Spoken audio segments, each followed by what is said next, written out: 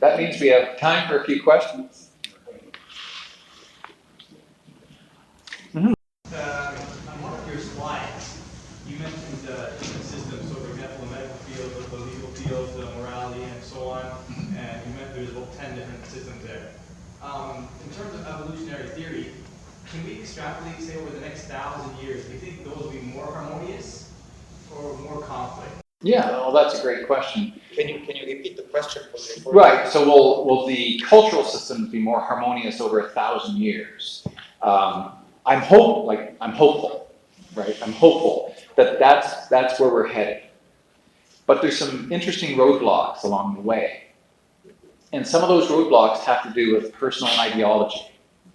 So, for example, people like Ray Kurzweil, I don't know if you guys know who Ray Kurzweil is, he believes humans within 40 years might be able to upload their brain and have it digitally modeled into a mainframe. So all of your beliefs, all of your ideas will be copied and frozen so that you'll kind of gain immortality. And then the idea is to then download that into a smaller computer that can be put in an autonomous robot. You're essentially immortal at that point. If your ideology, though, if you're Christian or Muslim or whatever, then you're just violating God's plan. So why should anybody be allowed to do that? It's not what the Creator wants for us. He never intended that. Therefore, there might be cultural pressures to stop that sort of thing, just like there was with developing medical assistance in dying, or what's called euthanasia. That a lot of people fought it because they had, the cultural baggage of God takes you out when He decides, or whatever, right? So I'm hoping it becomes more harmonious, but humans are funny. 24% of Americans voted in a clown. So to say, for sure, things would be better. No, we could go into 1,000 more years of dark ages. We could have civil wars in the States in the next few years. Humans are quirky things. We're funny machines that way. Yeah. When you say that agreement requires an agreement of facts, obviously we're having problems identifying the facts. Mm-hmm. So how do you strip that down and come down to that? Right. So this is going to become one of the leading questions and the greatest difficulties over maybe the next 4 years. The greatest virtue I think all people tend to agree upon is fairness. If we can develop a means by which to extrapolate information that we can get close to a consensus of agreement upon, then perhaps we can say these are factual.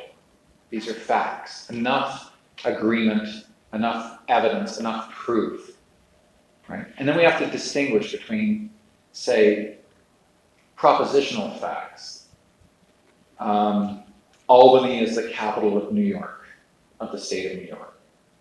Okay. Is that a fact? Well, we can look that up and find out, yes, in fact, it is. Right? It's there. You can't have New York City and Albany as the capital of New York State. One of those statements is wrong, so the law of excluded one or the other has to be right. There's no middle between them. And if we abide by these principles, these sound principles of logic, then I'm hoping we can gain greater clarity of what can be called fact and where it becomes more blurry, where it becomes more conjectural, where we move into the areas of hypotheses and educated guesses and whatnot. One of my side projects that I'm trying to get funded is called the Fair Machine Project. And I've met with my MP, and I'm trying to get this to Justino in Ottawa to finance the construction of a hub with big data at Ryerson University, who are working on what are called least biased information systems. So I want the Senate to be reformed in a way so that when senators deliberate, strike committees and that kind of thing, the information they get has already gone through a vetted process that takes out partisanship, that takes out the cloudiness, the biases that could in some way influence the way in which they make decisions about social policies.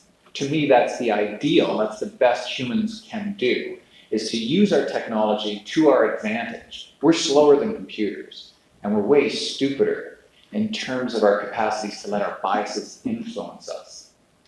So in the latest book, the image I have in the book is taken from ancient Greece, and it's of a charioteer trying to control two horses. And the one horse is basically running straight and easily along the road of evidence, straight to the goal. It's called facts. The horse is called facts, and it's going along the road of evidence to the goal of what we call truth. The other horse, the charioteer, is trying to pull back, and it's constantly going in the other way, and it's called biases. And so it just seems like all of humans, we can't get rid of our biases, but we can recognize them, and we can create ways in which we can reduce our biases so that we can have technology help us in the process of coming up with better policies, better ways of reasoning about policies. But that's if we care about fairness. If we don't care about fairness, and if we can admit that, then what are we doing? Then Thrasymachus and Glaucon from Plato's Republic are right. Justice is for those who don't have the power not to need it. And if you think about it, that's kind of right. Justice is for the weak and for those who are downtrodden and are treated unfairly. If you're rich, if you're powerful or whatnot, you can just live on an island somewhere. You can do just about anything you want. But if we do care about fairness, then we're going to have to modify and hopefully use technology to our advantage in order to better help us understand what we can establish as facts, and then use that information to better develop policies in the management of human and natural resources. But you see over and over again, politicians ignoring facts. Yes, because of personal agendas. Personal agendas, Yeah. personal biases. Yeah. We saw the American election where issues were displayed as fact or fiction. So I mean, how do you create a world that has unedited crap? You're right. Coming out there and bombarding us. Yeah, I actually think this is. Supposed to discriminate between fact and fiction. Yeah, I think this is a really good time in human history. Like, I'm actually a little thankful that Trump won, because I really do think it'll hurry up the process in terms of having people realize that fairness, ultimately, if we act fairly, everybody, including the super rich, everybody will get more of what they want. But it's not an easy thing. It's not an easy thing to be fair. And fairness is a wonderful concept up until the time that we have to give something up. And then, well, that's not fair. So, and please be assured that when I teach critical thinking, and if you go to this website, you'll see what we're doing in Guatemala and Uganda and whatnot. It's not a quick fix, right? It's probably generational. Critical thinking has to seep into the mindset of a community. The skills have to be used over and over and over again. The process has to continue. And we have historically seen it work. We have seen it work in civilizations. There were times throughout history, throughout the world, in different parts of the world, where when people abided by these basic principles of fairness and critical thinking, what we would call the GDP was at its highest in those particular times. So, I mean, we have precedents for it, but there's 7 billion plus. What's GDP? I'm sorry. Oh, gross domestic product. So, all the goods and services that a country produces. Biases aside, what's probably going to be our best way to move forward to combat misinformation? Calling it out every time you see it. Having the skills, the critical thinking skills, to demonstrate why it is. right? And being empowered through those skills to be able to call it out and call it for what it is. Because I think we see it a lot. Yeah. We see a lot of misinformation, and then people know it's misinformation. Yeah. And they know it's not factual. Right. I don't really care. It's what I believe, or it's what I've been led to believe, or this is the way it's always been. Or Right. this is what's been Or taught that to me. narrative suits me better. Religion, That narrative suits me better. Postmodernist. You just got to keep calling it out. You can't live in a world with alternate facts.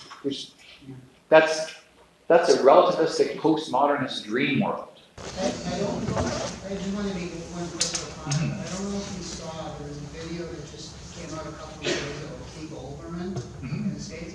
A lot of what he says is, you can see right through it. He actually did make one absolutely brilliant video the other day, and he was talking about the bias that Trump claims is against his administration.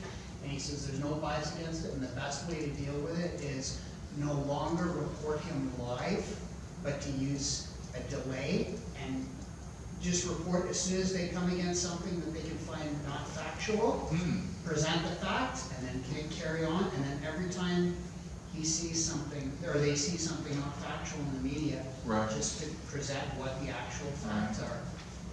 Well, I open up the book with the Joseph Goebbels quote, right? You repeat a lie often, people accept it as the truth.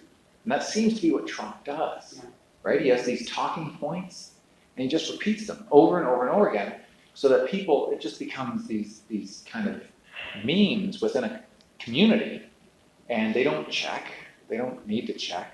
This guy said it, so it must be true. It's awfully, we're living in interesting times, and that worries me. Yeah. So, The funny thing about Trump is he didn't play to people's fears, he played to their frustration. So he actually Sure did. became. Yes. On a slightly different topic, I guess, in terms of cognitive evolution. So we are where we are at this point. You can look back in history archaeologically or genetically and see how we got here. Where do you think we're going? I mean, are there any signs of cognitive evolution happening? What kind of directions do you think we could be going in? right, so biological evolution crawls at a snail's pace, and cultural evolution goes at the speed of light. Like, it's far, far faster. So you'll probably be seeing in your lifetime further developments with bionics, I would think. Like, your grandchildren might be the first cyborg generation, where they'll be half machine, half human. So to me, transhumanism is probably the next logical step where we're heading. Modifications with perceptions, modifications with mental capacities, certainly with limbs, all that sort of thing. I think it's inevitable. I don't know. What do you think? You're a Trekkie fan? Yeah, I would think so. I mean, there are people now that are 3D printing their own artificial limbs Yeah. and making it work almost better with simpler designs. Yeah. I think transhumanism is inevitable. I really do think that's our next stage. Does that reflect, betterment of our own biological capabilities that we're able to do that, or it's just the Yeah, same I mean, things that are? That's the interesting question, right? Better, because now that's a value judgment. Yeah. If you want a personal opinion, I mean, I would become a robot tomorrow if I could. Right? I mean, I would get whatever my brain was and put it in a titanium alloy robot, but that's with provisos. Like, I want to be able to feel certain things. I'm not thrilled about being sick. I want to be able to still have wonder, a sense of wonder. I want to be able to explore, but I just want to be 10 times stronger and better in bed. Fully functional. Fully functional. But so I really do think this is where we're going, and I think it's largely unstoppable. I don't think anybody's going to just put an end to it. MIT's lab in perception, are doing absolutely phenomenal things in replicating human vision into AI beings, and that's been a huge hurdle. trying to make that interface happen. But that's how I see things developing. Yes. I was just reading an article about the Human Genome Project. It's done, it's finished, and that they had some conclusions, and they said that basically not very different from a banana, and that you can't blame genetics on you can't blame blood pressure and diabetes and obesity on genetics anymore. What do you think of that? Well, there are a lot of complexities involved. We know that. It's really all about the causal clusters to me. What are the most important causal facts that lead to a person's health or lack thereof? And if we can identify what those are, then we're much better on the road to creating the types of lives people want to live. Like I have a friend, and he's overweight, he drinks a lot, and he doesn't want to be like that. And I hate the taste of alcohol. I don't drink alcohol at all. I would, but it just tastes like gasoline to me. And everywhere I go, oh, you must try this wine. Oh yes, it's petrol. Oh, but the subtleties, whatever. No, it's bad. It tastes like crap. I don't like it. What's going on in my brain where I have such an aversion, and why can't he simply override whatever it is that tells him, I gotta have another drink, let's do some shots, why can't we get this thing into an MRI and his brain into an MRI? Whatever crude tools we have at our availability. So in the future, sir, I hope that we will be able to pinpoint those aspects of our lives that we can gain greater control over by tweaking the architecture of the body, right? The physiology, to stop that so that we can go towards the things that we value. So in his life, he's limited. He can't just jump on a tennis court and start playing tennis. He'll have a heart attack.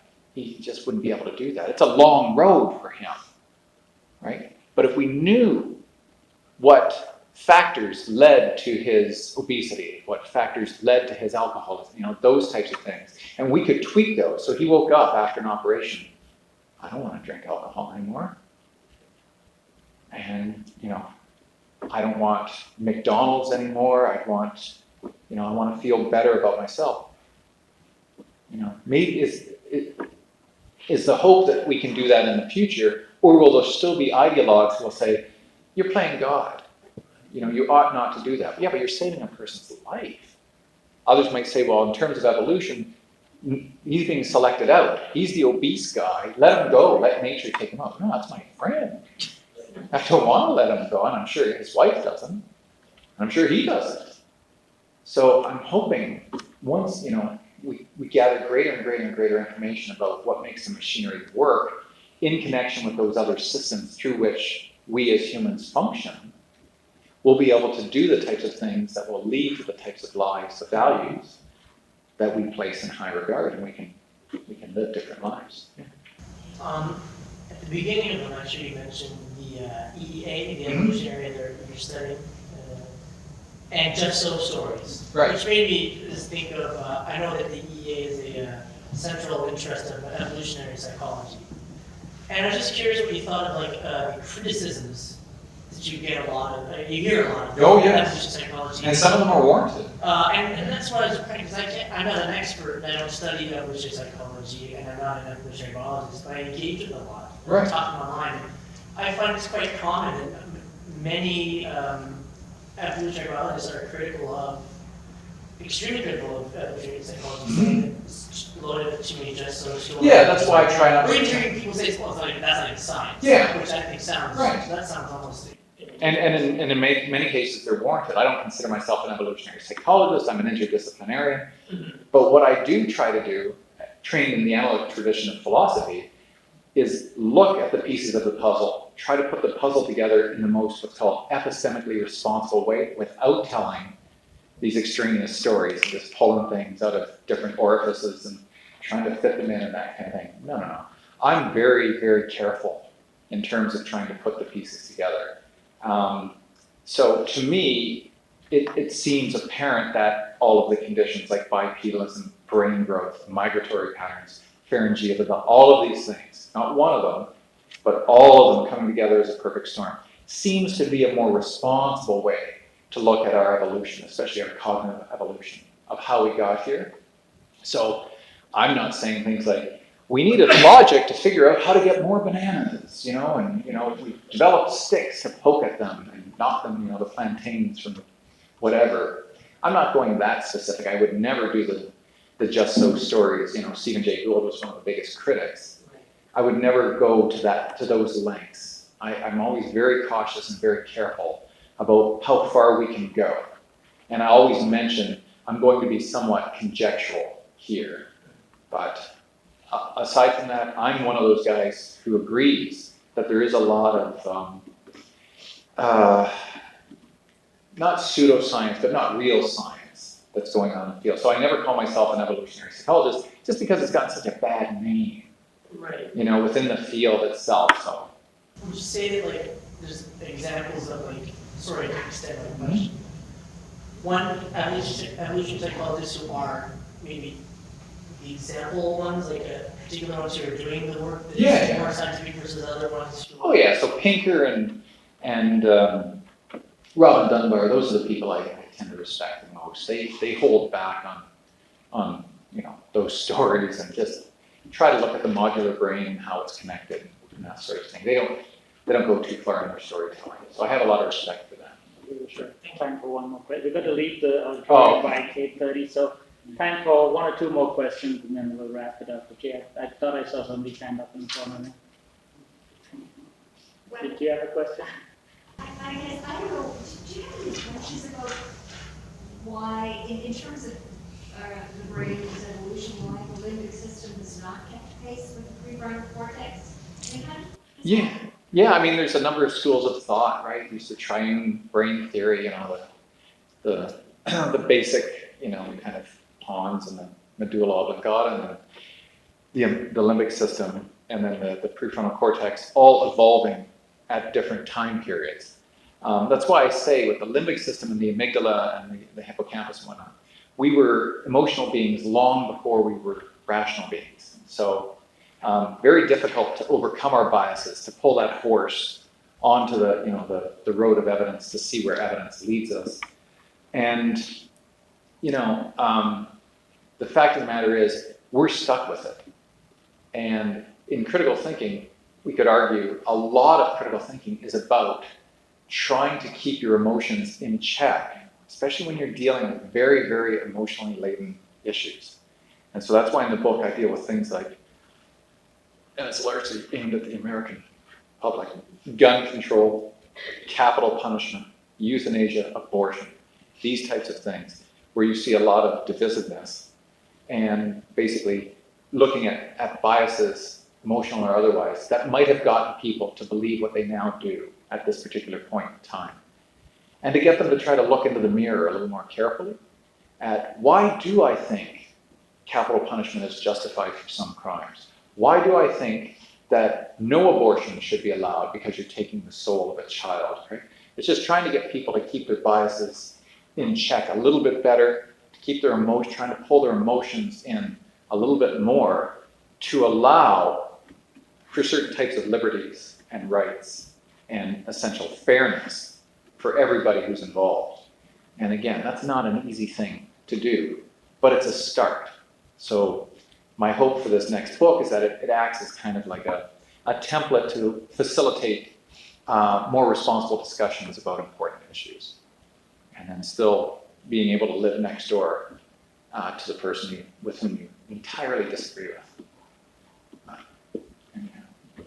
Great. Well, thanks once again, Chris. That was an amazing.